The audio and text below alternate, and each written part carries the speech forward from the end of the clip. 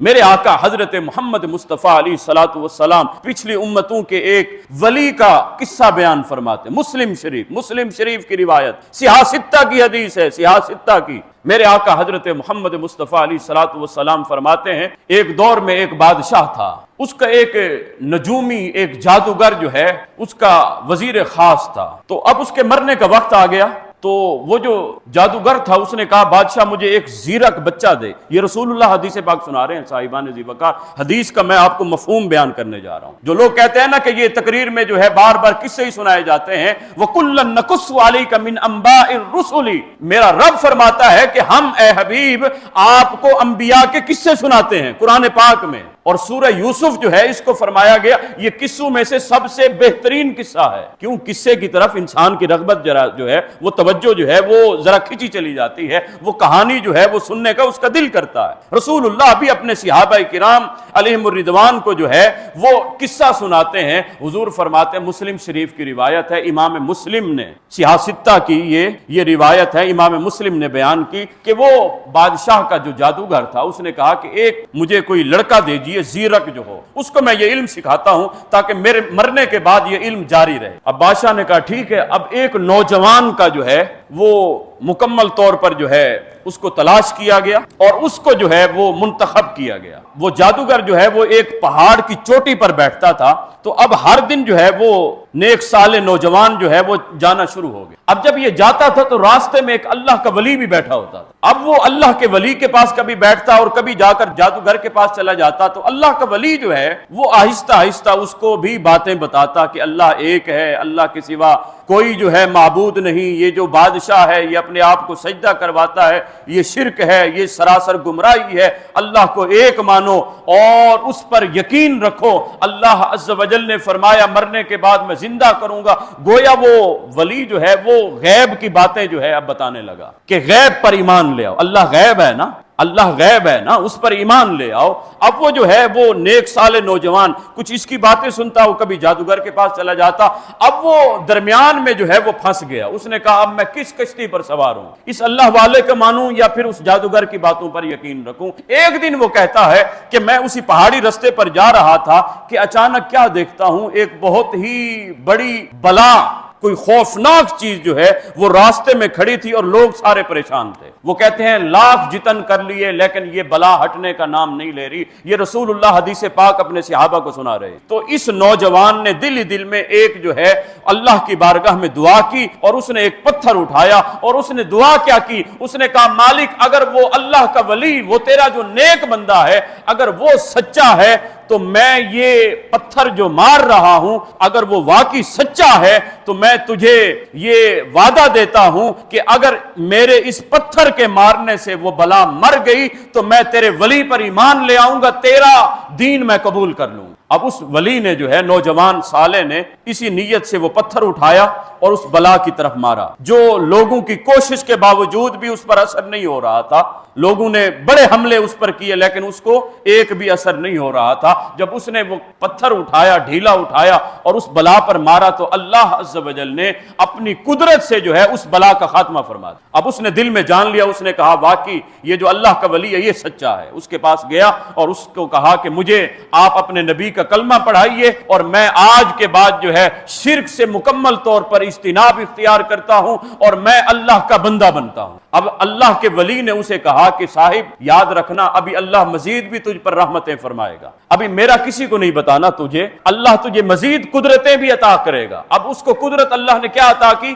رسول اللہ اپنی زبان مبارک سے بیان فرماتے ہیں، حضور فرماتے ہیں اللہ عز و جل نے اس نیک صالح کو یہ قدرت عطا فرمائی، یہ توفیق، یہ طاقت عطا فرمائی کہ وہ مادرزاد نابینے کو شفا دے دیتا تھا، وہ کوڑی کے مریض کو بھی شفا دے دیتا تھا۔ اللہ نے اس کو یہ دو صلاحیتیں عطا فرمائی۔ ہے بھی کون سا؟ یہ بنی اسرائیل کا ہے۔ میرے آقا حضرت محمد مصطفیٰ کا امتی نہیں ہے، بلکہ میرے آقا خود قصہ بیان فرما رہے ہیں، میرے آقا اس کا تذکرہ خود اپنی زبان مبارک سے فرما رہے ہیں۔ فرمایا کہ اللہ عز و جل نے اسے یہ طاقت دی کہ وہ نابینے کو شفا دے دیتا تھا۔ سبحان اللہ۔ اب کیا ہوا؟ وہ جو بادشاہ تھا، جو مشرک، جو لوگوں کو شرک کرواتا تھا، خدائی دعویٰ کرتا تھا، جو لوگوں کو کہتا تھا مجھے آ کر سجدہ کرو، اس کا وزیر خاص جو ہے وہ نابینا ہو گیا۔ اس نے لاکھ دوائیاں کی لیکن کوئی علاج نہ ہوا. اس کو کسی نے اسی نیک سالے کا پتہ بتا دیا, نوجوان کا, کہ اسی کے پاس چلے جاؤ, وہ جب دم کرتا ہے اللہ نابینے کو شفا دے دیتا ہے.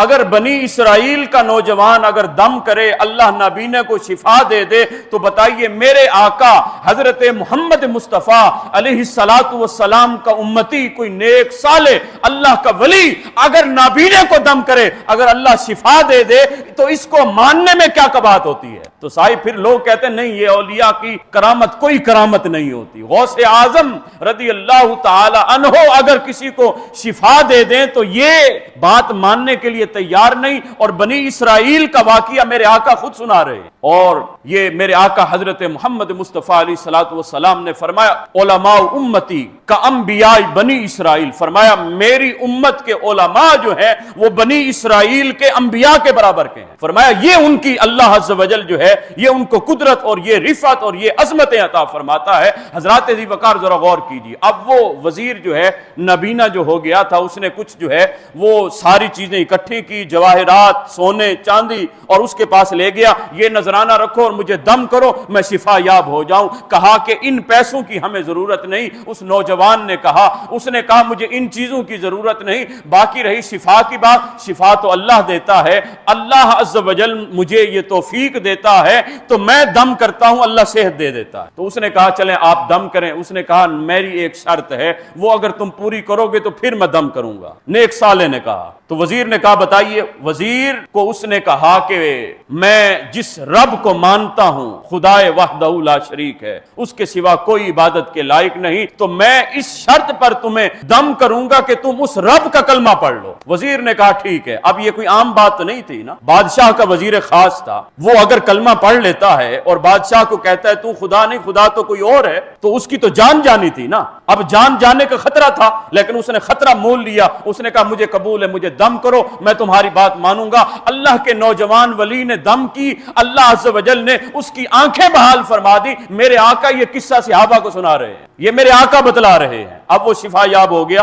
کہا کہ اب میری بات مانو. اس نے بات مانی, کلمہ پڑھا, اور دین اسلام میں گویا کہ اس نبی کے دین میں آ گیا جو اس وقت کا دین جو ہے وہ چل رہا تھا. میرے آقا فرماتے ہیں اب جب وہ وزیر گیا, بادشاہ نے کہا وزیر بتائیے کیسے شفا یاب ہوئے؟ تو کہا کہ وہ اللہ کا ایک نیک صالح نوجوان تھا جس کی وجہ سے مجھے اللہ نے شفا دے دی. کہا اللہ تو تمہارا میں ہوں؟ کہا نہیں صاحب, تو میرا خدا نہیں, میرا خدا کوئی اور ہے جو ہم سب کو پیدا کرنے والا ہے, جو زمین و آسمان کو پیدا کرنے والا ہے, میرا خدا وہ ہے. اب بادشاہ تو تیش میں آ گیا. اس نے کہا یہ تو میرا وزیر خاص, یہ میرا منکر ہو گیا, تو باقی کون مجھے مانے گا؟ اس نے کہا کہ اس کو پکڑو, جو اس کو دم کرنے والا اس نوجوان کو بھی پکڑو. نوجوان کو جب پکڑا تو اس نے اس نیک صالح اللہ کے ولی کا بھی پتہ بتا دیا. اب یہ تینوں بندے گرفتار ہوئے. تو بادشاہ نے کیا کیا؟ بادشاہ نے اس وزیر پر بھی آرا چلوا دیا. وہ جو نیک صالح اللہ کا ولی تھا جس نے اس نوجوان کو ولی بنایا, اس پر بھی آرا چلوا دیا.